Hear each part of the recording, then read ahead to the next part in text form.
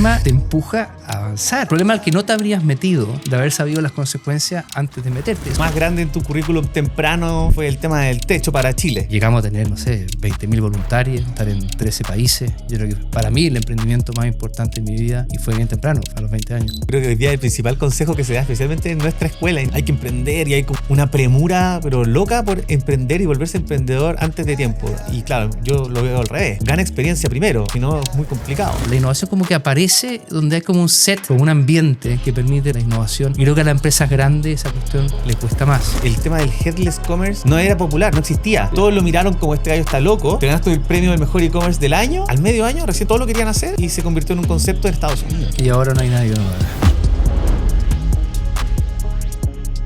Hoy tengo el gusto de presentar a Francisco Larrazábal, gerente general corporativo de Falabella Retail, con quien tengo algunas historias personales, las vamos a ir comentando, pero antes, démosle la bienvenida y cuéntanos un poquito de ti, de tu historia en 2 minutos. ¿De mi historia? Yo creo que soy una persona que disfruta mucho de cambiar, de ir como probando cosas nuevas. Una vez cuando era chico, me pregunta alguien, me dice, ¿cómo te imagináis a los 80 años? Y yo le digo, mira, me gustaría llegar a los 80 años habiendo hecho muchas cosas distintas. Y la verdad que siento que en la vida siempre he como tomado las oportunidades cuando se dan, hacia el lugar que disparan, pensando poco, siguiendo mucho la intuición. Yo te diría que me gusta mucho la energía y el dinamismo de la vida, que te da como distintas cosas para ir haciendo. Y siguiendo las pasiones, o sea, yo creo que lo primero, lo más grande en tu currículum temprano fue el tema del techo para Chile. Yo en particular era presidente del centro alumno. Teníamos que hacer algo como de trabajo de invierno. Era como parte del job description, digamos. Tú tienes que organizar eso. Y ahí dijimos, no, pero hagamos algo distinto. Y acá invitamos a la Chile, a la Portales, a las otras carreras. Y hicimos una cuestión bastante grande. Fueron, no sé, unas 600 personas.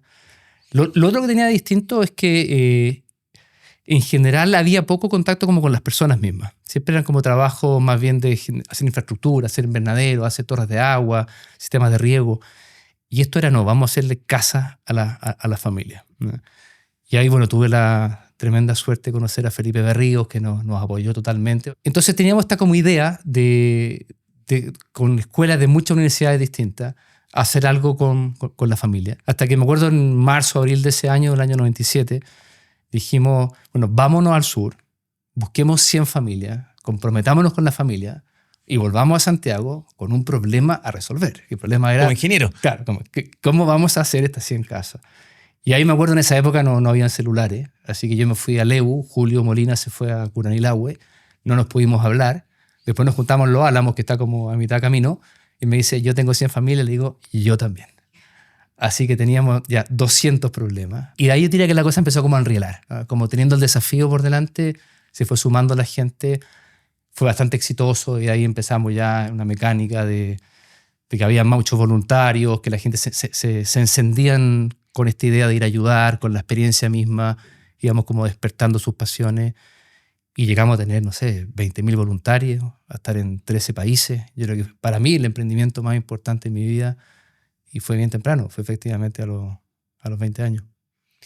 Desde el centro de alumnos, derecho al techo, siempre siendo un líder, básicamente un líder nato desde súper joven. O sea, como eso marcó, imagino, tu carrera desde muy temprano.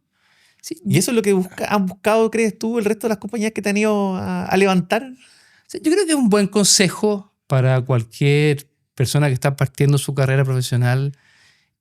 Trabajar en una ONG, en una cosa pequeña, en un emprendimiento, que tú también lo has vivido, Gert, por montones, porque tiene algunas características que creo que te forjan de alguna manera que es útil en el futuro. En primer lugar, la escasez. O sea, todo es escaso. Todo tienes que hacerlo tú. Todo no hay. Nunca hay nada. En segundo lugar, esta idea como que tienes que hacerlo todo tú. Y eso como que te enseña a ver que todo es posible, que todo se puede hacer, que todos los procesos se pueden a cierta escala realizar. Y en mi caso particular, yo creo que el que haya sido una fundación básicamente de voluntariado, yo creo que te hace liderar de alguna manera que es un perfil de liderazgo, que hay varios, hay muchos perfiles, que yo creo que resulta útil, que es como el liderar desde la inspiración, desde convencer a la persona por qué eso es importante. meterte mucho en el qué hay que hacer y no tanto en el cómo lo vas a hacer. Porque una organización de voluntariado como era esta, no hay autoridad, digamos. Yo no te puedo mandar a hacer algo, no te puedo instruir que hagas algo, no te puedo exigir nada. Sin embargo, lograba ahí rendimientos altísimos, compromisos enormes, en base solamente a la motivación. Y yo creo que esa es una buena escuela. A mí esto del trabajar mucho de la inspiración creo que funciona bien. Esta es una pregunta que hago de forma recurrente, pero los modelos de liderazgo está como medio estudiado. Ponle más o menos, son 5, son 7 modelos de liderazgo más coachísticos, democráticos o autoritarios. Pero uno tiene que combinarlo en diferentes organizaciones. Claramente para el techo funcionaba esto de la inspiración. En otras organizaciones estuviste en el gobierno. Ahí claramente el modelo de liderazgo también es más parecido, pero después te vas al privado, es diferente, ¿no? ¿Cómo has combinado esto? La pregunta es, ¿cómo lo has combinado tú en tu carrera? Mira, el gobierno. Vamos al gobierno. Esto es básicamente el año 2010, el terremoto. Está a la mitad de Chile en el suelo. Teníamos que reconstruir Chile. Yo creo que está muy sano poder transitar de un lado al otro de la vereda. Y yo creo que es muy sano, y también creo que es un buen consejo para la gente, transitar y entender y empatizar con el problema que tienen al frente, entender por qué están esas normas, entender por qué son necesarias, entender que el empresario crea valor, que también tiene sueños, que quiere hacer cosas positivas, que quiere construir sociedad, entender que el gobierno tiene otras dificultades, otros roles. Yo creo que hoy día el principal consejo que se da, especialmente en nuestra escuela, en ingeniería en la Católica, es como hay que emprender y hay como una premura, pero loca por emprender y volverse emprendedor antes de tiempo. Y claro, yo lo veo al revés. Es como, gana experiencia primero, o sea, si no es muy complicado. ¿Cómo ves tú el mundo de trabajar grandes compañías con emprendedores con más o con menos experiencia? Yo creo que emprender es para mí precioso. Me parece que se junta la pasión con la inteligencia, con las ganas y como que la vida realmente como que cuaja, ¿no? En el fondo que tu proyecto de emprendimiento es como tu proyecto de vida. Me parece que eso es muy bonito. Y en las empresas más grandes cuesta alimentar esa especie de espacio de emprendimiento. Cuesta sembrar la innovación. Y ahí, no sé, la semana pasada me acuerdo fuimos a un supermercado en Europa y vendían un tarrito de trufa que valía $3.500 y eran 10 gramos. Y uno dice, ¿cómo puede ser tan tremendamente cara la trufa? Y es porque es trufa blanca esta. Y porque no se puede cultivar. No es como la papa que la podemos cultivar. Solo nace en algún lugar que tiene algunas características de clima, de humedad específica, que hace que ahí aparezca la trufa. Solo se puede encontrar con un perro particular, de nuevo, que es capaz de olerla, claro, algunos metros bajo tierra.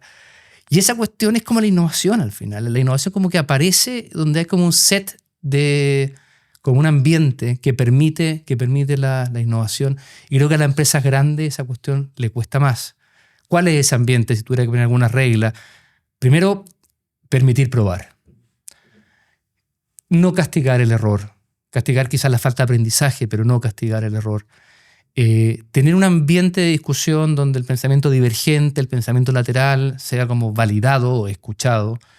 Tener un espacio donde te sientas seguro, que son cuestiones que cuestan a nivel de la empresa. Y yo creo que es como el problema fundamental de una empresa llena de gente inteligente, que es que dice, como yo no sé hacer esto, entonces no se puede hacer. Y entonces no se hace ni la pregunta de cómo hacerlo porque ellos como que de antemano están diciendo no hay respuesta. Y uno encuentra en espacios más pequeños, en lugares más como frescos, con más innovación, quizás cierto grado de ingenuidad, de decir yo quiero hacer esto y yo voy a ver cómo lo hago para hacerlo. Y me parece que eso son algunas cosas que hay que mirar en las empresas grandes, de cómo generamos espacios donde las preguntas existan, se respeten y los ambientes se construyan. Porque igual que la trufa, no sale sola. Tú tienes que generar una especie de ecosistema que permita que la innovación aparezca. Sí, yo creo que pensado así, lo más valioso de emprender joven es la ingenuidad. Exacto. Yo creo que también fue mi gran motivador de nosotros lo vamos a hacer mejor y qué sé yo, y te das cuenta en el camino que no es tan fácil y te volvís, como decís tú, con 202 problemas que solucionar. Y el problema te empuja a avanzar. Problema al que no te habrías metido de haber sabido las consecuencias antes de meterte. Eso es como esa es la ingenuidad, ¿no? Esa es como la magia de decir, yo voy a meter en un problema que de haber sabido lo terrible que era salir, no me hubiera metido. Entonces me parece que sí, que pues, sigue siendo un buen consejo a tu pregunta inicial, y está bien que haya ambiente de emprendimiento y está bien que esté esa ingenuidad. Sépase de antemano que la probabilidad de error existe y que hay que pivotear. El mismo techo inicialmente no iba a ser lo que terminó siendo. Hay tanto arte en el camino de cómo vas modificando, cómo vas pivoteando, que en el fondo la innovación y el emprendimiento es un proceso como totalmente continuo. Y es muy poco probable, si no yo diría que con probabilidad cero, llegar exactamente donde pensaste que iba a llegar. Eso es lo lindo de tener alternativa A, mucha ingenuidad, que se va quitando con el tiempo. Sí, Eso claro. es lo normal, que se vaya quitando con el tiempo. Y tú ya cuando estabas curado de espanto, te llevaron a Ripley a cargo del tema de e-commerce. Me acuerdo cuando nos conocimos, el primer proyecto que tratamos de hacer fue una cuestión realmente difícil. O sea, había que ser muy ingenuo o loco para tirarse a hacer O esa había cuestión. que no saber nada de e-commerce. Y yo creo que, bueno, ¿de qué se trataba ese proyecto y cómo tomaste esa decisión? Porque era atrevido. Sí, bueno, aquí quizá un poco contexto. Esto estamos en el año 2006 de haber sido. Y yo me parece que el diagnóstico que hago es, bueno, este es un equipo que está como totalmente supeditado a una estructura tecnológica particular, está de follower, está copiando, cómo le damos como orgullo propio, cómo lo sacamos como a la cancha a querer ganar, y usando, de nuevo, con muchísima escasez. Por ejemplo, para los que se puedan acordar o lo pueden buscar en YouTube, toda la publicidad que hicimos siempre fue con caricatura, siempre.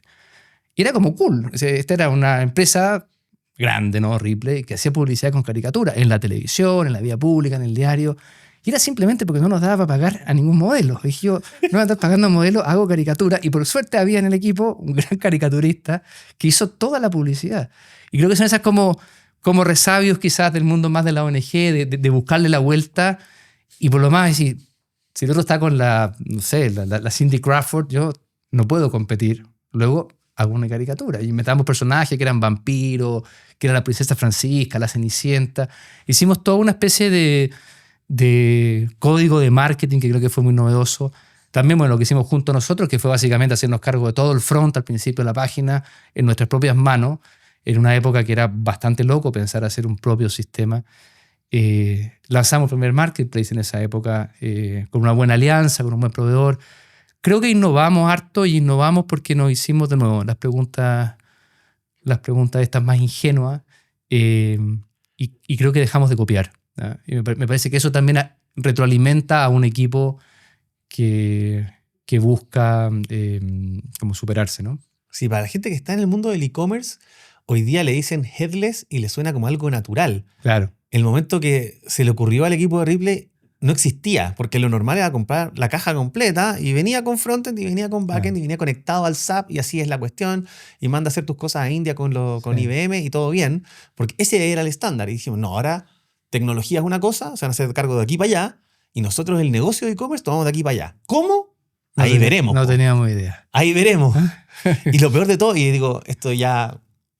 Yo noté el nivel de ingenuidad en dos cosas. Lo primero, el proyecto empezó a hacerse, creo que el 1 de enero de ese año, y teníamos el Cyber en abril. Entonces tenía que estar listo en marzo para alcanzar a probarlo algo y salir al evento de más carga de todo el año. Claro. Entonces era como, no solamente locura, sino que locura frente al evento más difícil de todo el año. Entonces, muchos ojos encima. Sí. La capa estática esa, ¿te acuerdas? Sí. Sí. No, brutal, sí. Pero bueno, yo creo que de nuevo es un poco lo mismo.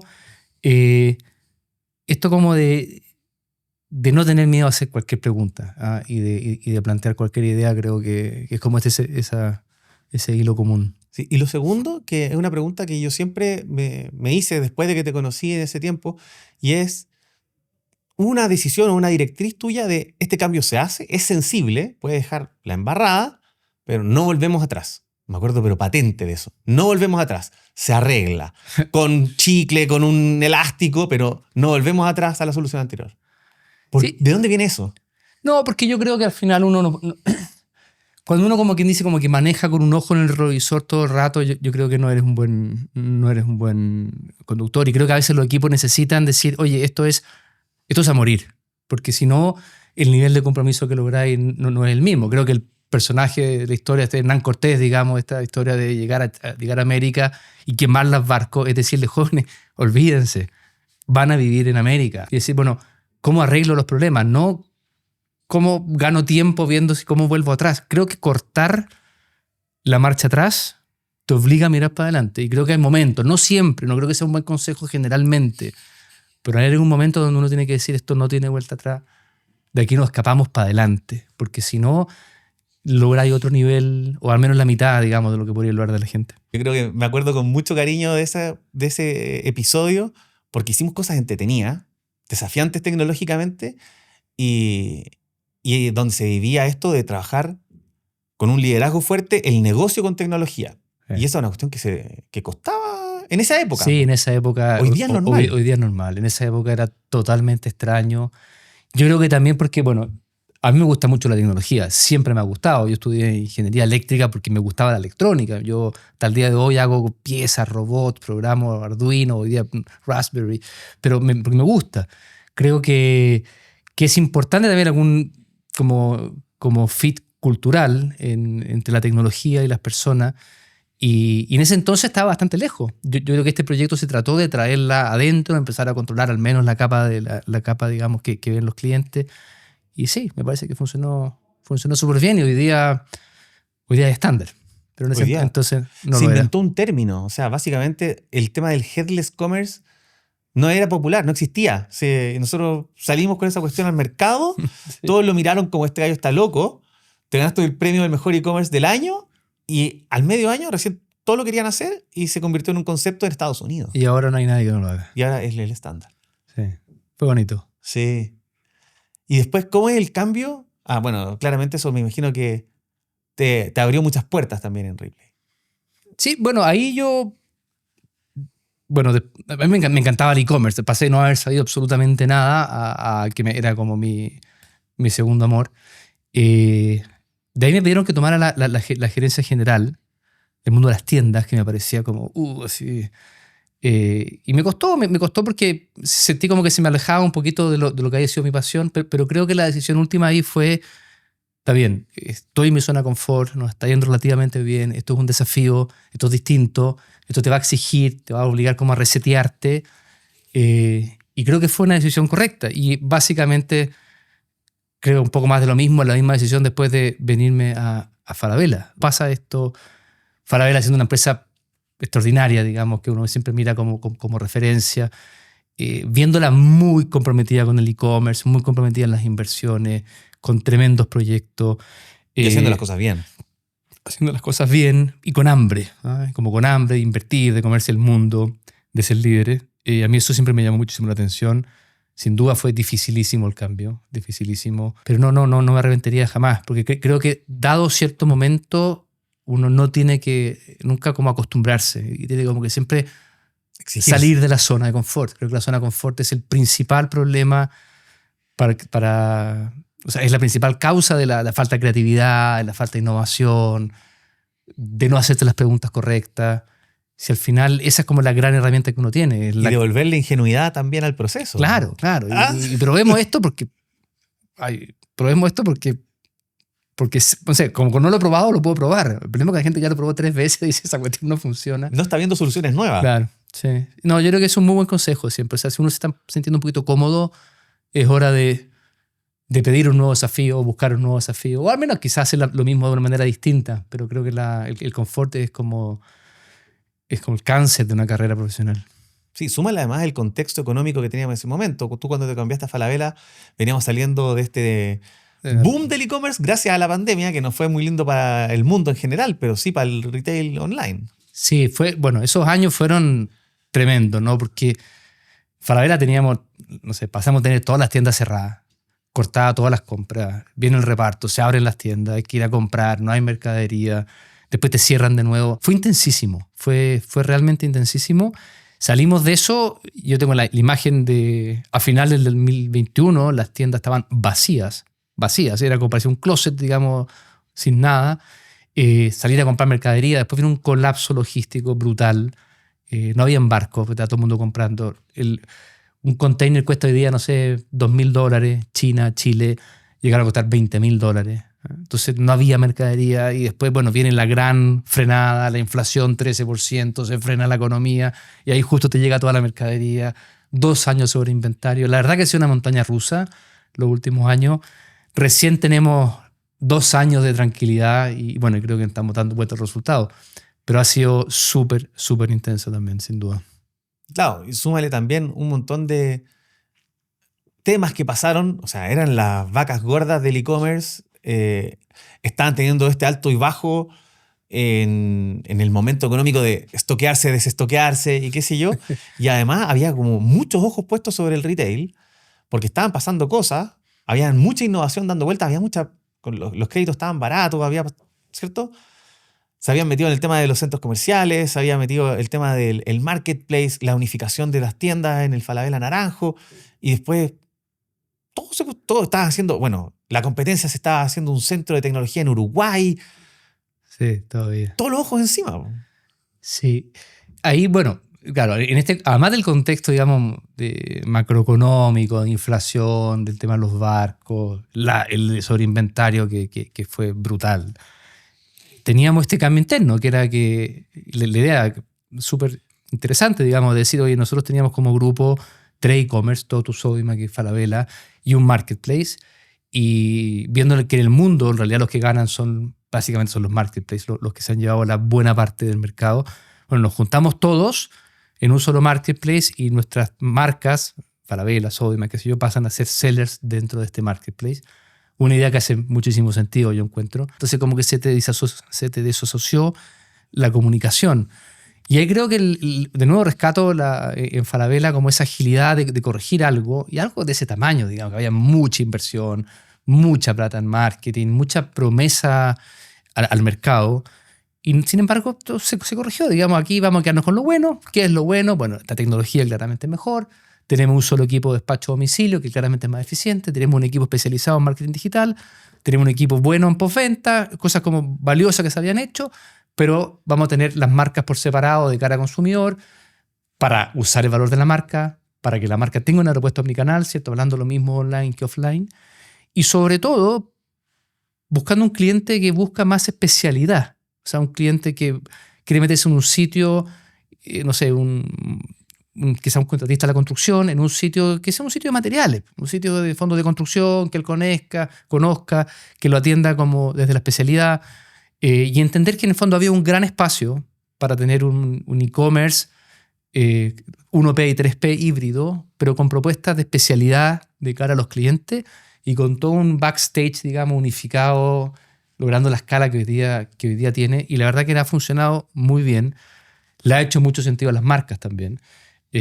Porque ven aquí un espacio donde pueden contar su historia, donde no es como un bazar, donde hay como cierta curaduría de calidad, y para nosotros es muy razonable asociarnos con las grandes marcas, porque son las que quieren invertir en los puntos de venta, las que quieren tener, no sé, centros de fulfillment, quieren hacer retail media, que son las cosas que en verdad son diferenciales para Falabella. Así que la verdad que no ha funcionado, y rescato de nuevo esta capacidad de pivotear, que incluso el mismo pivote que uno ve como en el techo cuando tenía 20 años, se puede hacer en empresas de miles de millones de dólares también. Sí, que también te permitió desarrollar algunos esfuerzos reales de solución o de mejora, como el tema de la logística unificada, que yo creo que fue algo muy rescatable del Sí, claro. Y eso es lo otro. proceso. Eso es lo otro. La marcha atrás nunca es en realidad una marcha atrás. Son como virajes, no sé, 45 o 30 grados, porque tenéis que también rescatar mucho de lo que hiciste. Por eso acá siempre hablamos como de pivotear. En verdad, la palabra marcha atrás yo creo que no es tanto. No es tanto.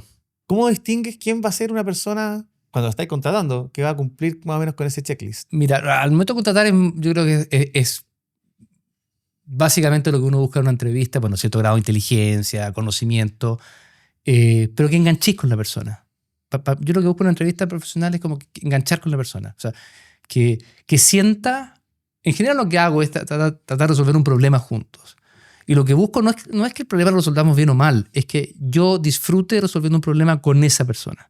Por el tipo de preguntas que hace, por cómo se aproxima al problema. Y yo creo que eso en general es un buen consejo. O sea, pero ya en el trabajo, sobre todo en el trabajo presencial, como estar en una sala y ve 15 personas, y ves a una persona hablar, y ve el efecto que genera en la otra, quién genera silencio, a quién se le escucha, quién cambia el hilo, quién interrumpe. Yo creo que ahí uno como líder realmente tiene la mejor vitrina para ver cuáles son las personas que en verdad lideran, cuáles son las que como que obstaculizan. Entonces, en general, yo le digo a la gente cuando me entrevista, oye, acá trabajan remoto, digo, ten cuidado con lo que pides. Creo que hay momentos de presencialidad que para los líderes es bien clave en esos momentos medir a la persona y ver cuál es capaz de hacer que, en el fondo, recibir atención, ¿no? En el fondo, que cuando hable en la sala se le está escuchando. No, pero por sobre todo el desafío está para donde te toca un equipo que es más remoto o disperso, geográficamente hablando. Eso es dificilísimo. Claro, cuando estás en casa central y qué sé yo, tenés como tu equipo ejecutivo directo ahí, ok, pero en el mundo del desarrollo de software, en el de ustedes mismos, o sea, todas estas empresas tienen grandes compañías de software internas. Pero yo creo que está bueno entender que tienen que estar en algunos momentos. Claro, yo te decía, el desafío está ahí para ese manager que tiene su equipo remoto. Tiene a ese AI developer en otro lado. Tendrá que juntarse una vez al mes a comerse una pizza. No sé, hay algo que hacer, digamos. Sí, sí. Es importante pesar al ser humano en su característica ser humano, digamos, de interacción. No, de todas formas. Si todo el resto después lo va a hacer un bot. Si al final lo que nos va a quedar, lo que nos va a quedar es la interacción. Es cómo te convenzo, cómo hablamos. Eso es lo único que nos va a quedar, yo creo. Y si es que, bueno, yo ya encuentro que la IA escribe mejores mails que yo. Sin duda. Entonces, sin duda. que yo seguro. Y yo mucho más, sí. Pero entonces la dirección de una reunión más o menos estructurada, igual yo creo que la van a hacer mejor que nosotros. O sea, si los developers, y aquí soy el primero en autoacusarme, estamos amenazados con esto del cloud y el desarrollo de código generativo, las reuniones también van a ser parecidas. No sé si la inspiración. No, yo creo que no.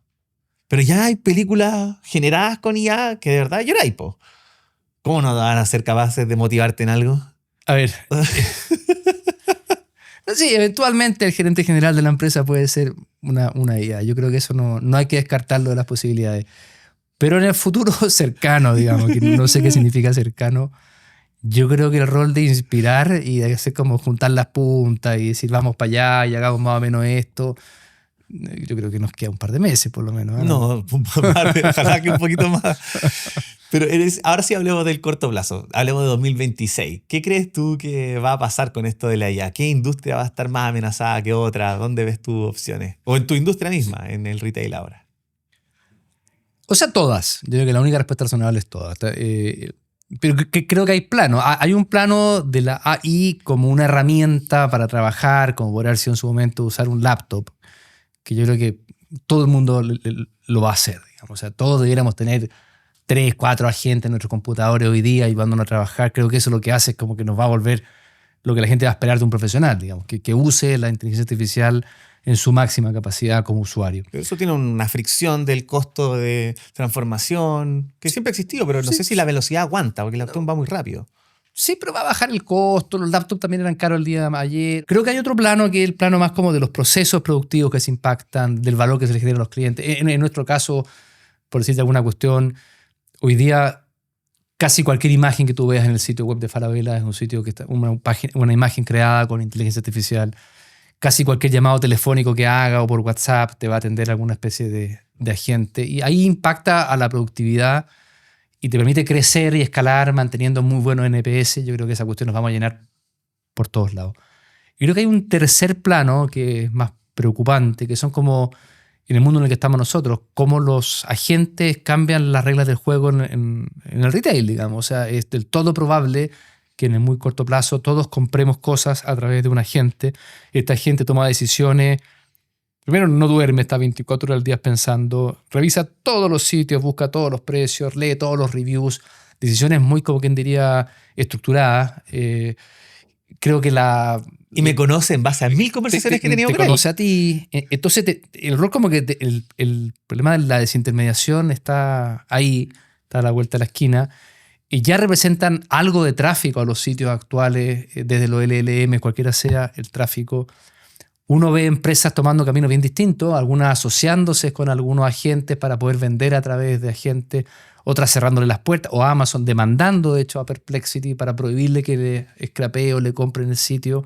Pero de nuevo, en estos momentos como de harta incertidumbre, yo creo que vale la pena preguntarse, bueno, cuáles son las cuestiones que no van a cambiar, porque por ahí puedo planificar en el largo plazo. Que en mi industria los clientes siempre van a querer un buen producto a un buen precio, vendido o atendido online o offline de una buena manera. y cumpliendo la promesa. Entonces, yo creo que no ha nacido un cliente que te diga, me gustaría que me llegue más tarde algo, o que me gustaría que fuera más caro. Entonces, yo creo que ahí nosotros tenemos que como que enfocarnos en cuál es el core, y ver todas las oportunidades que abren estos cambios disruptivos para aprovecharlo. Porque muchas veces tus competidores están como muy invertidos en algunos procesos que quizás estos van a desaparecer, porque la AI los va a reemplazar de otra manera, o el consumidor no va a usar ya ese proceso. Y eso es una oportunidad como para ponerte al día, es como una especie, como un atajo que creo que va a estar lleno de atajos para tomar también. Así que va a ser fascinante. El e-commerce en los próximos 5 años va a ser fascinante. Sí, no, definitivamente. O sea, 2 años yo creo que van a ocurrir un montón de cuestiones que no nos imaginábamos. Ya están ocurriendo un montón de cuestiones. Sí. ¿Qué es lo que más te ha impresionado en el último rato? Regarding technology. Una cuestión que jamás hubiera pensado, por ejemplo, lo que pasa con las imágenes o con la música. Ver trozos de películas que parecen realmente películas, no solamente en la producción, sino la concepción y la creación de la imagen, como la parte creativa, yo creo que para mí una sorpresa enorme. Y creo que estamos, o sea, si no es este año, es el próximo año, van a haber películas completas hechas, muy entretenidas, sin actores, sin directores, sin productores, sin estudio de televisión. Que uno dice, ¿en qué minuto? O sea, ahí hay disrupciones que yo creo que son... Imagínate lo más allá todavía. Sí, no, es una industria que tú decís... Choose your adventure. Jamás la hubiera visto venir. Y realmente la calidad extraordinaria. La parte creativa, la parte musical, me parece... Ya es indistinguible. Indistinguible. Los temas fotográficos, indistinguible. Las conversaciones también. O sea... Bueno, esto que estamos hablando ahora bueno, no existe. Tenemos que decir algo a la audiencia. Todo esto ha sido generado. Yo estoy ahora en otra parte. ¿Ah? Tú puse hace poco un post en LinkedIn respecto de que nosotros estábamos como constantemente mirando los emprendedores del mundo tecnológico, esperando que los gringos nos pusieran plata y qué sé yo. Y lo que se ha activado últimamente son fondos asiáticos invirtiendo fuerte en Latinoamérica, más rápido y más fuerte que los gringos. Sí. Y tienen como las mismas cosas. Billetera grande, tratando de llevar tecnología de estos países a mercados grandes, que es lo mismo que nosotros estábamos mirando para allá. De la misma forma que el retail decía que la amenaza iba a ser Amazon. Y al final de cuentas, los que se están comiendo el asunto han sido los Shopee, los Temu, los Alibaba y qué sé yo. Po. Sí. No, es enorme. Además que tienen esa como disciplina de una economía, ¿cierto?, administrada centralmente, que como que le dicen a todos sus ejecutivos y a todas sus provincias y a todos sus ministerios, oiga, ahora vayan a vender e-commerce a Latinoamérica y van a venir. Y van a venir en grandes cantidades. Y yo creo que hay un montón de oportunidades. China, yo creo que está como aburrido de ser como esta fábrica de segundo piso de los productos y quieren meterse en la creación de marca. Se quieren meter en el retail. Quieren como empezar a sumar parte en la cadena de valor. Y hay marcas extraordinarias, no sé, Xiaomi hace vehículos, y divertido, por ejemplo, Xiaomi decía que la primera tienda que quieren hacer de vehículos fuera de China es en Frankfurt, en Alemania, ¿no?, donde están los Porsche, porque en el fondo quieren ir a meterse a la meca. A la meca. A mí que me gusta el básquetbol, veo que, claro, están las típicas marcas gigantes, Nike, Adidas y qué sé yo, y aparecen marcas chinas por montón y te fichan al MVP de la NBA. Nikola Jokic, zapatillas chinas. Tú decís, pero ¿cómo no tiene Nike? ¿Qué locura es esta? O sea, en la oficina de TCL, que es el principal fabricante de televisores del mundo, en la entrada hay una pelota de fútbol americano, los chinos no juegan fútbol americano, firmada por toda la NFL. Y están auspiciando la NFL. Entonces, sí, no, están... Mira, yo diría que ya no quieren ser más la fábrica. Hoy día quieren ser marcas, quieren... Y no cualquier marca, la mejor marca en el mejor lugar y competirle al número uno. O sea, ir a competirle a Frankfurt en tema automotriz es como ir a desafiar un tema histórico fuerte. Hicieron el SU7, que es el auto de producción en serie más rápido, fueron al circuito de Nürburgring en Alemania y tienen el récord. O sea, sí, se meten ahí, ¿no? Se meten donde... Y los autos eléctricos le fueron a apretar también a Elon Musk. O sea, Elon Musk, tengo que reconocer que tengo una... Me gusta su locura. Devoción. Una devoción. Somos dos. ¿Somos dos? Sí. Cuéntame algo que te guste de Elon Musk. O sea... O alguna anécdota que te entretenga. No, bueno, todos han leído el libro, yo creo que si no lo han hecho hay que hacerlo. Y lo que hacen un Starlink es básicamente para tener recursos, para mandar más satélites, para hacer más cohetes más grandes, todo para llegar a Marte y Marte para llegar a Júpiter y Júpiter para el otro planeta. Creo que esa visión... Para salvar la humanidad. Claro, esa visión como totalmente megalómana, loca, es muy refrescante. Si el mundo hasta hace poco tiempo atrás era cerca de 140 caracteres en Twitter, eso eran los emprendimientos, tú decís qué cosa más aburrida. No sé si te acordáis, nosotros como generación soñábamos con Space, Star Wars, con otros Los planetas. autovoladores, por la Popular Mechanics del año 2000, autovolador. Sí, eso sí. Es lo que... Entonces yo creo que él ha traído ese sueño que al menos era de mi infancia, como de ¿cómo se llama? Lo supersónico, unos sueños que son más entretenidos. Si estábamos bien metidos como en el Twitter. Y volvemos a la inocencia. Sí. Y eso creo que ha sido muy... Los robots, creo que lo tomamos súper en serio, los Optimus. No sé, me parece que ha traído temas al mundo que son mucho más divertidos desde el punto de vista de innovación que lo que estábamos metidos, que básicamente eran redes sociales, y ahora tenemos startups que hacen hardware, que hacen productos, que me parece que a mí me parece mucho más divertido. No, por eso, de todas formas. Y ese se lo doy a Elon Musk como impulsador. Le ha dejado aquí varios consejos o aprendizajes a la audiencia, pero yo creo que nunca está de más, además de Elon Musk, que es un genio, y aquí yo creo que es medio... O lo amas o lo odias. Vamos. Pero vamos a algo más al medio. Un libro, un consejo de entrada en un libro para alguien que está iniciando su carrera en management. A ver, hay uno que me parece que está genial, que se llama The Hard Things About the Hard Things, que habla mucho, ¿no?, de lo difícil que son las cosas difíciles, y creo que cuando uno empieza, es tanto en la dificultad y tan poca la preparación o consejo que has tenido para tolerar la dificultad, que me parece que es un buen libro. El otro que me gustaba, el nombre es medio grosero, no sé si se puede decir, pero... Obvio que sí. ¿Pero cómo se llama? The Subtle Art esa, of Not Giving a Fuck. Sí. El sutil arte de que todo te importa un carajo. Sí, The Subtle Art of Not Giving a Fuck. Creo que es un gran consejo también para un emprendedor. Otro que es bonito es el de 0 a 1. ¿Cómo se llama? From 0 to 1. Sí. Que ya es mucho más poético, ¿no? De la onda de cómo se crea valor y lo importante que es.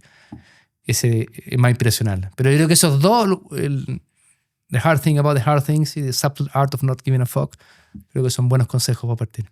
De todas formas. Y el desafío grande del futuro del mundo yo creo que viene más por el 0 to 1. O sea, yo creo que la innovación incremental está más o menos tomada por las grandes empresas que son las que hacen el cambio. Eso es lo bonito de los Musk al final. Pero el cambio abrupto, disruptivo, loco, enfermo, mental, apasionado, ingenuo, a 500 años, yo creo que es difícil, sería buscarlo. Sí. Y es lo que va a cambiar el mundo.